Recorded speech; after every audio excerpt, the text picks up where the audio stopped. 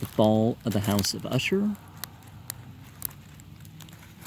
Son quae est un luth spendu se tot quan etuce il rason de Beranger.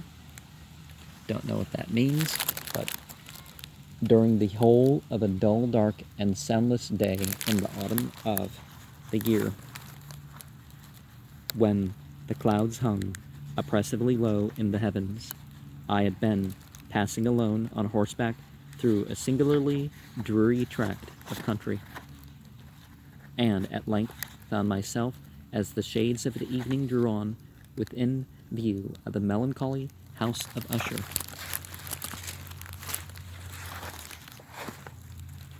I know not how it was, but with the first glimpse of the building, a sense of insufferable gloom pervaded my spirit.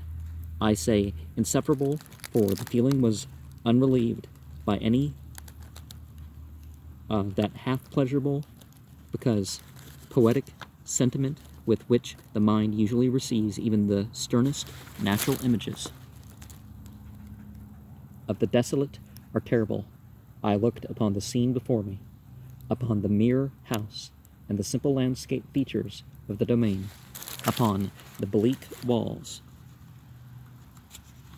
upon the vacant eye-like windows, upon a few rank sedges, upon a few white trunks of decayed trees, with an utter depression of soul which I can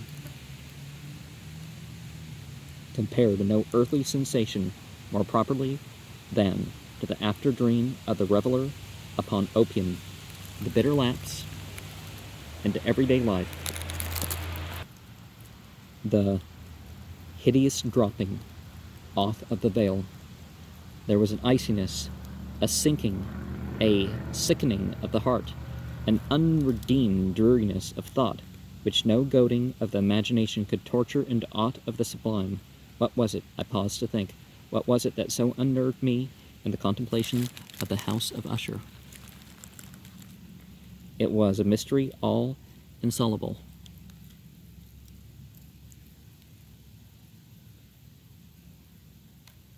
Nor could I grapple with the shadowy fancies that crowded upon me as I pondered. I was forced to fall back upon the unsatisfactory conclusion that while beyond doubt there are combinations of very simple natural objects which have the power of thus affecting us, still the very analysis of this power lies among considerations beyond our depth. It was possible, I reflected, that a mere different arrangement of the particulars of the scene, of the details of the picture, would be sufficient to modify or perhaps to annihilate its capacity for sorrowful impression, and, acting upon this idea,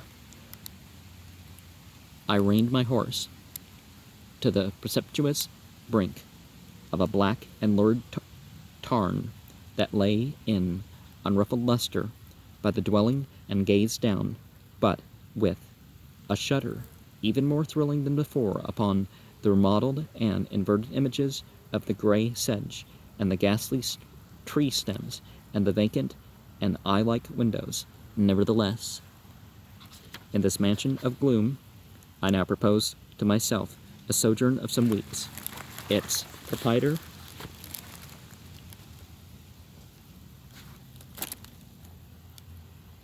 Roderick Usher, had been one of my boon companions in boyhood, but many years had elapsed since our last meeting.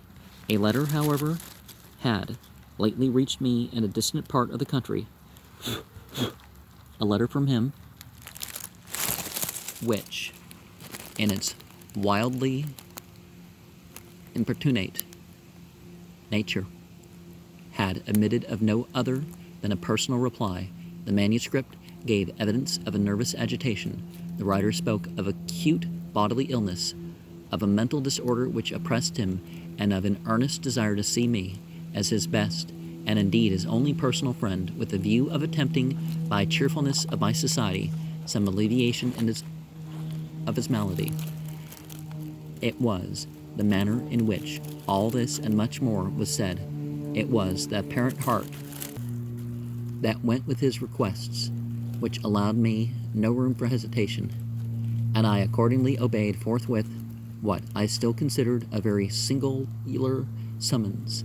Although as boys we had been even intimate associates, yet I really knew little of my friend. His reserve had always been excessive and habitual.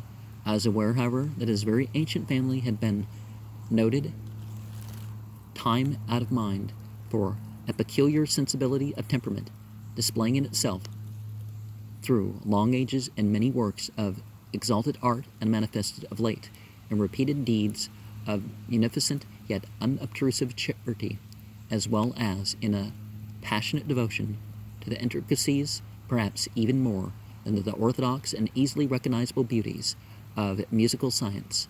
I had learned, too, the very remarkable fact that the stem of the Usher race, all time honored as it was, had put forth at no period any enduring branch. In other words, that the entire family lay in the direct line of descent, and had always, with very trifling and very temporary variation, so lain.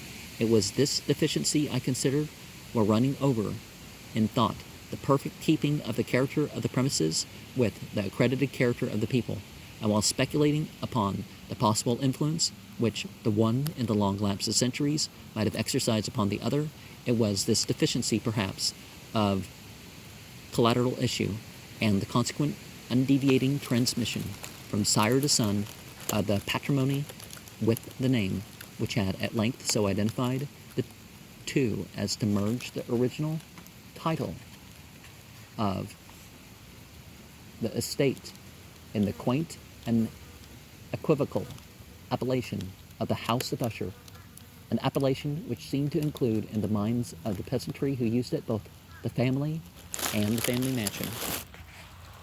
And one of the things, sacred architecture is very important. Color schemes, musical patterns can be a way of communicating. There's nature and there's nurture.